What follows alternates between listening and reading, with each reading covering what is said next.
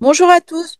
Vidéo un petit peu courte, hein. Uranus qui est devenu rétrograde dans le Gémeaux juste avant l'éclipse. Donc ça ramène beaucoup d'intensité à cette configuration. Uranus va rentrer dans le Taureau le 9 novembre 2025 jusqu'au 26 avril 2026. Uranus sera dans le Taureau au moment où nous aurons la conjonction Neptune-Saturne, autant dire beaucoup de puissance, parce que à ce moment-là, Uranus refera une conjonction Algol, même si la conjonction est pas étroite, hein, c'est une conjonction à 1 degré, mais quand même, il va passer 6 mois dans le Taureau euh, et il va mettre à mal les finances publiques. Le Taureau, c'est le matériel, le financier. Donc on n'est pas encore sorti d'affaires. Il est venu éroder les couples. Il est venu éroder les fondamentaux de la société. Dans le Gémeaux, tout est allé très vite, trop vite. On a eu l'impression d'une énergie totalement amplifiée. Moi, j'ai pas vu passer cette période d'Uranus Gémeaux. Et une fois qu'il aura dégagé définitivement de l'autre côté, eh bien, c'est là où toutes les perspectives des nouvelles technologies vont se mettre en place. Alors, certains me disent, oui, on n'en veut pas, mais la question, c'est pas celle-là. La question, c'est que le monde est en train de changer, le monde est en train de bouger à une vitesse folle, où on prend la fusée, où on reste sur le quai. C'est en ces termes-là que les choses vont se passer. Et c'est ce que vient me raconter Uranus. Uranus qui est la planète du chaos. Alors, personne n'aime le chaos. Personne n'aime l'incertitude. On a besoin de douceur, de répétition, de cette Vénus poisson. Hein. On sort de l'éclipse.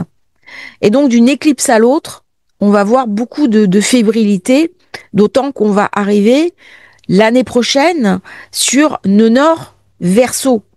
Donc, ça va mettre en avant une dynamique de changement majeur. C'est-à-dire que là, nous voyons un vieux monde en train de s'effriter. L'année prochaine, nous aurons déjà les prémices du renouveau, une fois qu'on aura purgé, bien sûr, cette conjonction Saturne-Neptune. Qu'est-ce que c'est Uranus? Eh bien, Uranus, c'est le libérateur. C'est celui qui vient m'amener un changement de, dans ma structure, et le changement se fait toujours de manière brutale. C'est la foudre qui tombe. Mais cette foudre, elle est salutaire parce qu'elle m'oblige à regarder ma liberté. C'est quoi la liberté? Alors on imagine la liberté de la croix, la liberté guidant le peuple. Donc une révolte. Mais c'est pas forcément ça la liberté. La liberté, c'est aussi changer mes structures mentales pour m'autoriser un autre paradigme de vie. Donc c'est pas forcément la rébellion, c'est pas forcément la révolte. Uranus, c'est la première planète après Saturne. Donc on est dans le royaume des planètes extérieures. Après Saturne, les planètes ne sont plus visibles, elles ne sont plus saisissables. Uranus est une planète invisible. Donc je ne peux pas l'aborder de la même manière que j'aborde Mars, Vénus, Jupiter ou Saturne. Son rôle principal, c'est de me montrer ce qui me bloque au niveau de ma structure. C'est Saturne. Quel est l'élément auquel je suis le plus soumis? C'est ma structure corporelle, donc mon ossature, Saturne, mais aussi la limite du temps. Mon incarnation se fait durant un temps déterminé. Et ça, c'est la loi. Cruel, implacable, Saturne. Uranus, en tant que planète après Saturne, c'est ce qui se passe une fois qu'on a pleinement conscientisé Saturne. C'est-à-dire, j'accepte ce temps qui m'est imparti. J'ai plus peur de la mort. Je vis complètement ma vie. J'ai dépassé mes peurs profondes et je vais me saisir de l'expérience. De toute façon, au bout, on sait ce qui va se passer. Donc, autant que je vive totalement ma vie. Et ça, c'est une forme de liberté. Saturne, c'est ce qui va mettre en forme. C'est la responsabilité, c'est la limite, c'est l'architecte du monde matériel. Il structure. Et une fois que ce cadre est placé, Uranus va m'amener une rupture. Une rupture après que j'ai fait le travail. C'est-à-dire que au début de ma vie, j'hérite des mémoires transgénérationnelles, Saturne, et il va falloir que je travaille dessus, que je fasse des thérapies, que je m'interroge, que je fasse un travail intérieur pour dépasser les anneaux de Saturne. Et c'est là où je vais rencontrer ma liberté. Et ma liberté ne pourra se faire que lorsque j'aurai accepté de briser mes chaînes. C'est quoi mes chaînes? C'est avant tout mes chaînes mentales. Ce sont mes vieux schémas de pensée dont j'ai hérité collectivement, puisqu'on est dans la planète du collectif, au niveau de ma famille, au niveau de la société, au niveau de ma culture. La liberté ne se fait que lorsque je m'affranchis de mon formatage. Mon formatage qui vient de ma culture, de mon genre. Uranus va dépasser les situations. Je subis quelque chose, qu'est-ce que je fais? Est-ce que je continue à subir? Alors ça peut être un conjoint avec lequel je ne m'entends plus, ça peut être une situation familiale où je me sens piégée, ça peut être un travail, ça peut être un pays. Qu'est-ce que je vais faire? Est-ce que je vais être fidèle à moi-même? Et donc je vais écouter Uranus?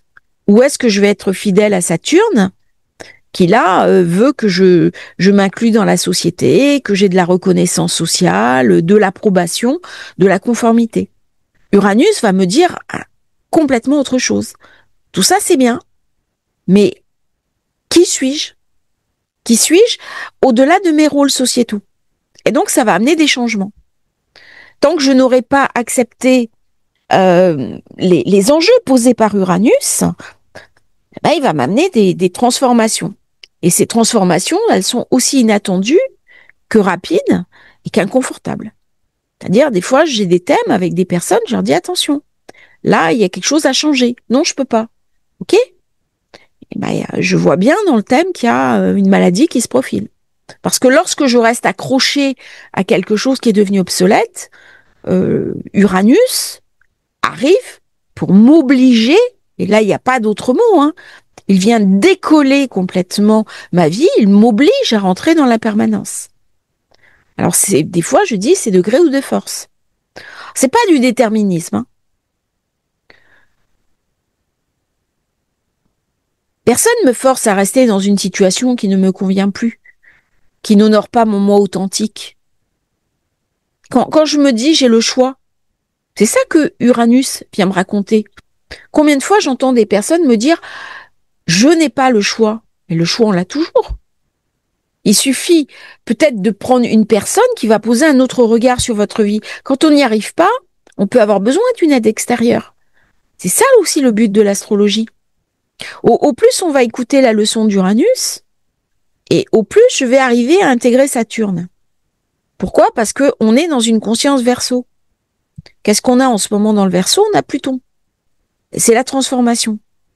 C'est-à-dire que le Verseau, c'est non seulement Uranus, la liberté, la libération, mais aussi l'autonomie. Et il ne peut pas y avoir liberté sans responsabilité, Saturne. Donc c'est liberté et responsabilité. Mais j'ai aussi Uranus l'espace et Saturne le temps.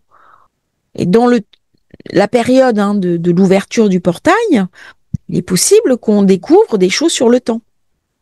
Quand je me sens complètement verrouillée dans ma vie, je me sens totalement bloquée, qu'est-ce que je vais faire? Je vais chercher ma liberté.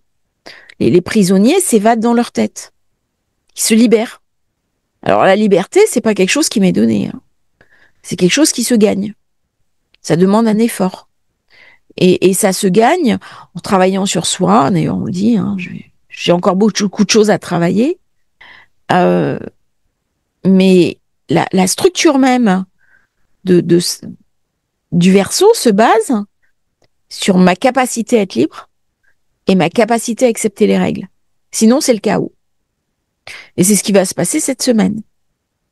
Avec Uranus qui est rétro, gros chaos politique qui arrive. Et la politique, c'est Saturne. Donc on voit bien comment Uranus joue avec Saturne. Saturne est le fils d'Uranus, hein. Et il y a entre ces deux planètes une très grande proximité. Où se trouve ma responsabilité? Payer mes factures, subvenir à mes besoins, subvenir aux besoins de mes enfants. Où se trouve Uranus? À un moment donné, quand je suis au bout d'une situation, il faut que je la pure, il faut que je la nettoie. Je peux pas ignorer Saturne, mais je peux pas non plus ignorer Uranus. Et Uranus rétro, c'est la liberté qui se mérite. Lorsque Saturne est ignoré, Uranus ne peut pas se libérer.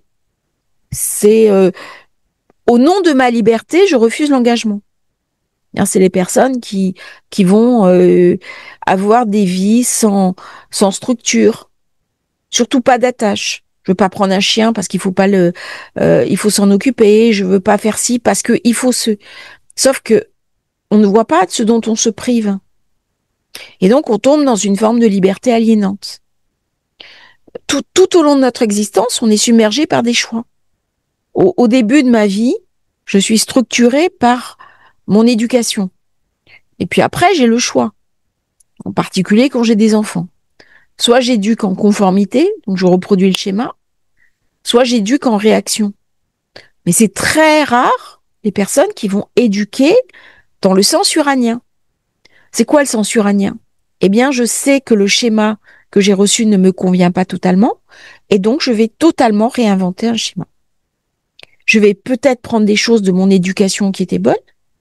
Tout n'est pas à jeter, on va pas jeter le bébé avec l'eau du bain, mais je vais faire un tri. Alors avec Uranus qui est rétro, on n'a pas l'ancrage de Saturne, on peut se retrouver complètement perdu, désorienté. Et on voit la correction avec Saturne lui-même rétro dans le Poisson, l'idéologie. C'est-à-dire l'idéologie prend le pas sur la réalité, sur le réalisme. Ok, on a une crise. Il y a une crise majeure qui arrive. On peut plus continuer comme ça. Sauf qu'on arrive à un choc. Pour aller vers cette liberté uranienne, il y a un effort à faire. Un effort de construction. C'est-à-dire que pour que je sois à la retraite, il a fallu que je fasse des efforts. J'ai des années de cotisation. Donc les années de cotisation, c'est la fonction saturnienne. C'est pour ça que c'est problématique de reculer autant l'âge de la retraite. Alors là, je parle d'une manière purement psychologique, pas économique. Et c'est pas forcément ce que je pense moi.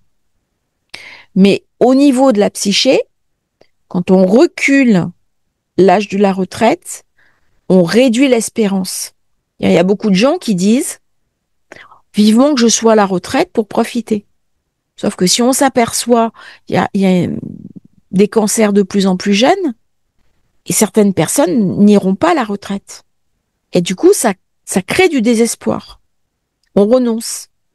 Et on renonce à quoi? À se projeter dans l'avenir. Ça explique aussi que les jeunes sont désengagés professionnellement. Alors, il n'y a pas que ça, bien entendu. Ils veulent vivre complètement la fonction uranienne sans la fonction Saturne. Et ces conceptions sont importantes au moment des bascules. On va vivre des excès. L'excès d'une planète, l'excès d'Uranus. Sauf que si j'ai pas de base solide dans le monde matériel, à un moment donné, je vais pas dépasser l'ancien. Alors comment créer cet équilibre entre Uranus et Saturne? C'est un peu l'objet de ce triangle, c'est-à-dire trouver ma liberté, mon autonomie, tout en respectant cette responsabilité qui m'anime. Ça veut dire développer mes compétences, optimaliser mon temps et peut-être trouver d'autres manières de travailler. C'est-à-dire, moi, je travaille pas. J'ai des activités, mais je travaille pas. C'est complètement autre chose. Je vis de ma passion. Mais ça reste une passion. Et c'est vrai que c'est une question essentielle à se poser avec Uranus rétro. Le taureau, c'est un signe financier. Avec le soleil au nœud sud, on présente l'addition. En plus, dans le signe de la Vierge. Alors, symboliquement, attention, la Vierge n'est pas un signe négatif. Les Vierges sont des personnes adorables. Mais dans l'ancien temps, en astrologie ancienne, médiévale, hellénistique, le secteur 6 est un secteur de souffrance. C'est un secteur laborieux, c'est là où je tombe malade. Et les gens tombaient malades par excès de travail. Donc, le retour au Neusun, c'est le fruit de mon travail, le fruit de ma besogne. C'est toute la valeur travail à réenchanter quelque part. Sauf que comment je vais pouvoir réenchanter le travail si je ne gagne pas? Et là, ça vient poser toute la question du modèle de l'idée de la solidarité. C'est-à-dire durablement, quand on impose à une société de travailler pour les autres, eh ben, à un moment donné, ça bloque. Les anciennes générations, ça fonctionne, mais les nouvelles générations, ça fonctionne plus. Il y a une résistance qui se met en place. Alors, c'est identifié, hein, c'est des courbes. Trop d'impôts tue l'impôt. Alors, si je peux pas jouer sur ce levier, comment je joue? Parce que j'ai un Pluton qui est en Verseau, et Pluton en Verseau, il met à mal les finances de la France. Hein. Comme chaque fois qu'il est en Verseau. Là, il y a des choses, une pression. Alors, la pression, elle est autant sur mes finances personnelles, parce que il y a des personnes qui ne vivent qu'à crédit, et notamment les jeunes générations. Mais alors, comment je peux acheter? Surtout avec un immobilier qui a explosé. Et là, on voit bien les grands enjeux de la société que vient me montrer Uranus Taureau. Il est là pour détruire les fondamentaux. Le Taureau, c'est un signe débonnaire, mais c'est aussi un signe matériel financier. Donc, Uranus Taureau en retour, en plus conjoint à Algol, on va avoir sûrement les conflits qui vont encore une fois s'envenimer. On n'est pas sorti d'affaires. Hein. On n'est pas sorti d'affaires. Mais en plus, on va se traîner euh, des problèmes de finances publiques, pas uniquement en France, et des problèmes de crise. C'est-à-dire, à un moment donné, ça va céder. À quoi je suis prêt à renoncer? Le taureau, c'est un signe pratique. Il a cette qualité de mettre en avant ce qui est essentiel. Et il va chercher dans le scorpion la lucidité. Sauf qu'Uranus, dans le taureau, il n'est pas bien placé. On a eu un espèce de moment suspendu avec Uranus Gémeaux, très bien placé. On avait l'impression que les choses s'allégeaient, que la paix allait pouvoir se faire. Mais là, en retour dans le taureau, surtout quand Uranus va revenir direct, ça va être difficile. On a l'impression d'un comeback énorme. Et donc, nos sociétés vont avoir du mal à résister à la pression. Pareil pour nous. Hein. Pareil pour nous. Et là, il va vraiment falloir think different, c'est-à-dire trouver des solutions imaginatives, créatives. Il faut garder absolument présent en soi cette énergie du Gémeaux. Faut pas la lâcher. Parce que c'est elle qui peut vous aider à sortir de l'impasse. Soit de l'impasse de votre vie, soit de l'impasse du monde. C'est la créativité. Les mots-clés à garder, créativité, flexibilité. Uranus Taureau, c'est pas gagné. Et pourtant, j'ai appris dans le Gémeaux ça. Il faut vraiment le mettre en place. Je vous remercie d'avoir suivi cette vidéo. N'oubliez pas de vous abonner à la chaîne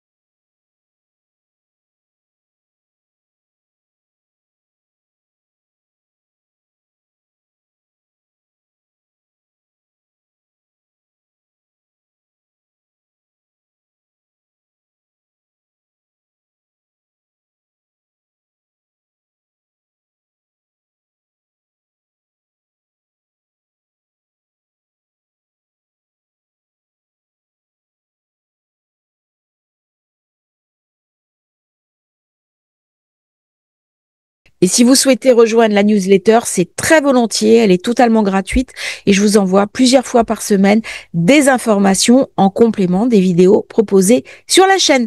À bientôt pour un nouveau partage sur Astrologie Facile. Belle journée à tous. Bon rétro d'Uranus.